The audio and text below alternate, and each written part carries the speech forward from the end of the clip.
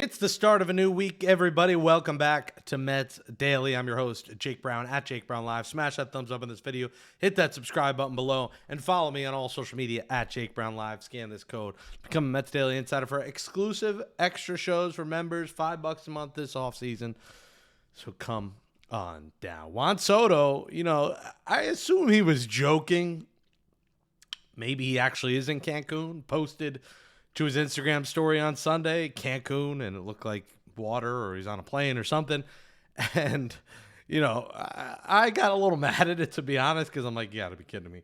I'm assuming he was joking, but it wasn't the time. It wasn't the time or place. We're still in mourning, only a week removed as other teams continue to play and the Mets don't. So, I could appreciate it, but it is kind of funny if he's actually in Cancun. But didn't love seeing that.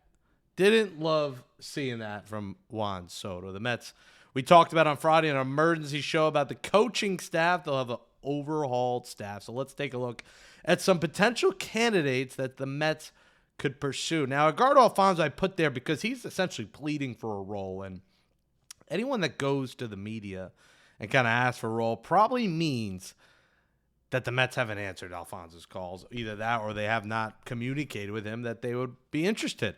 Remember, Edgardo Alfonso led the Brooklyn Cyclones to a championship and otherwise has not really got a shot in the major leagues. So, I think Fonzie would love to coach. He would love the paycheck. He hasn't really been doing much. He hasn't been coaching. But, I feel like that situation would have happened already. Alfonso began serving as the bench coach of the Brooklyn Cyclones in 2014 for select games, and then he ended up becoming manager in 2017, led them to a championship in 2019, but his contract was not renewed after that season. 2022, he managed the Staten Island Ferry Hawks to a 48-84 record, so they didn't really do anything, and that's it. And that's Fonzie's, track record. So, I don't really know if he's qualified, and I love Fonzie, but I don't think the Mets would just bring him in and coach because the fans like him. You need someone that kind of does have some experience. Carlos Beltran doesn't really have that, but I think people see that he could be a potential good coach. And, remember, he was hired as Mets manager. Then the Astros scandal happened and suspensions, and they decided, hey, we're not going to go through with this. So he never managed a game. He's obviously one of the big names being mentioned. Same with J.D. Martinez, a guy who didn't play in the big leagues last year. Last year was with the Mets and kind of was like already a player coach. So people view him as a potential coaching option. Ron Washington, been around forever. He was let go by the Angels, but also had some health issues this season. But hey, the Angels weren't too bad when he was at the helm, although, the second half they slid, but first half they weren't playing terrible baseball. So, Ron Washington, I think, is a well-respected veteran that would work. Andy Green has decided to stay with the organization. He's the VP of Player Development. He was the former Padres manager. I would think Andy Green staying in the organization means, hey, guys, would love to be one of these coaches. So, a lot of these guys live and breathe baseball, and they miss their playing days, and they want to be part of the road trips. They want to be on the road all year to be part of the fun. So I assume Andy Green would be in that fold, and same for JP Arancibia, who's a AAA Mets bench coach, has bounced around a bit in different roles. He's definitely, one of the top targets, I think, internally.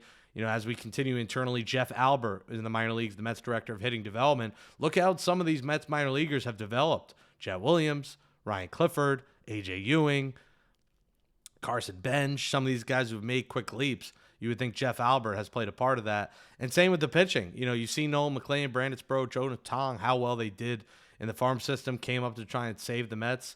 Noel McLean kind of did that. Eric Yeagers. So Mets VP of pitching, Eric Yeagers. He's an interesting name. Manny Ramirez is a name in the news. I don't think the Mets really would consider Manny Ramirez, but he's obviously a name that's floated out there as the guy that wants to be a hitting coach. I don't think that's realistic. Rocco Baldelli is intriguing. Has been the Twins manager for a bit. They let him go. I don't think Rocco Baldelli would be bad if you're thinking about him as a potential bench coach option. He's interesting. Kevin Long, will he leave the Phillies? Would he leave the Phillies? The Phillies hitting coach, obviously they've had a lot of success with that offense. I don't know if you'd want to leave the Phillies for the Mets, which we'll talk about someone else potentially leaving the Phillies for the Mets in just a second. And then Jonathan Jones is a rising candidate, the St. Lucie Mets bench coach that has been a name. Let us know other names in the comments you're thinking of. Obviously very early on, but trying to brainstorm where the Mets go Remember, they need a new hitting coach. They need a pitching coach. I found it fascinating. Eric Chavez, on his way out, essentially said, hey, we made it work, but it was not ideal in terms of having co-hitting coaches.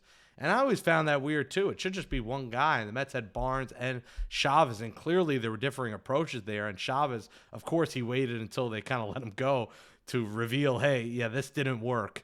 So I'm sure there was some drama behind the scenes with that. But, yeah, I would say one hitting coach, one bench coach. If Desi Drechsel doesn't leave, maybe the Mets promote him from assistant to replace Jeremy Hefner. But, very interesting that Eric Chavez on his way out said, hey, this didn't really work here.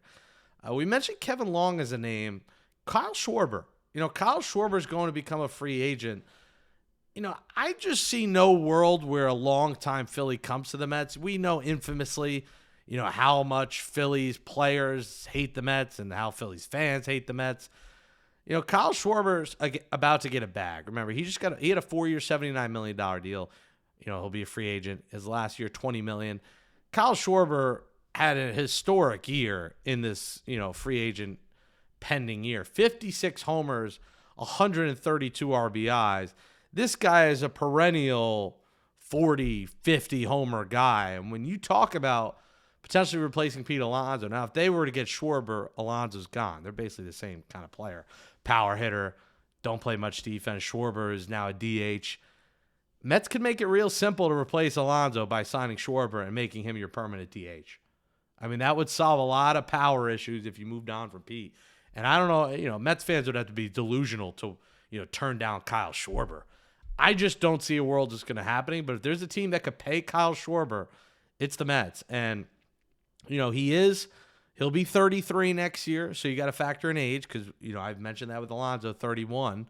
He doesn't play much defense. He's like a part-time outfielder, but mostly just a designated hitter. Do you pay the bag and give Schwarber 3 years, $80 million, 3 years for $90? Do you give him a short-term high AAV deal at 33 years old? I think the Mets have to consider giving him an offer for sure. Does he come here? I would doubt it. Let us know below.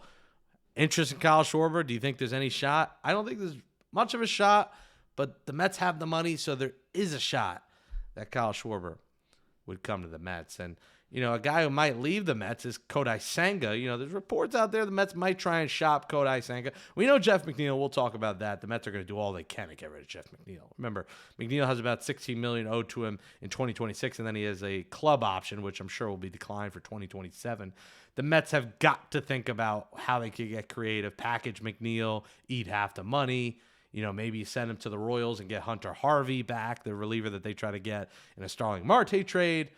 We'll see. Maybe you package him with Vientos to get a better player in return, but McNeil's got to go. But what about Senga? Senga's got 2 years, $30 million left, and then he's got a club option for 2028, a conditional club option.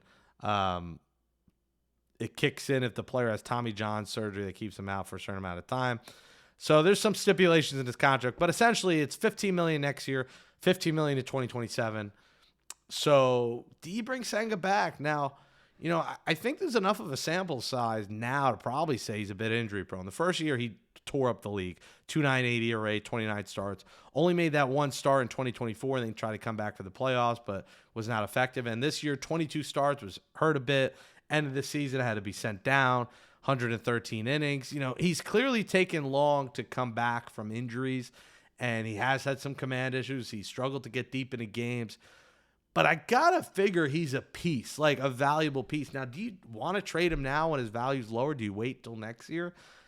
My heart of hearts says the Mets should keep Kodai Senga because $15 million when he is on is a very affordable price for starting. But when he's on, he's probably better than Sean Manaea, who they're giving $25 million a year to. So the issue is, can you trust him to come back after his confidence was just shook in September after dealing with injuries the last 2 years?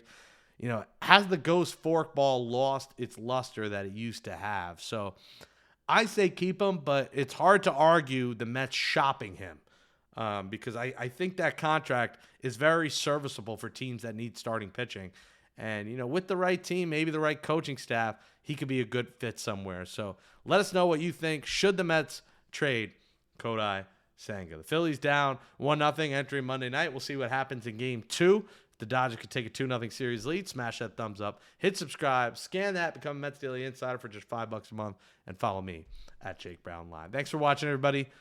We'll talk to you tomorrow right here on Mets Daily.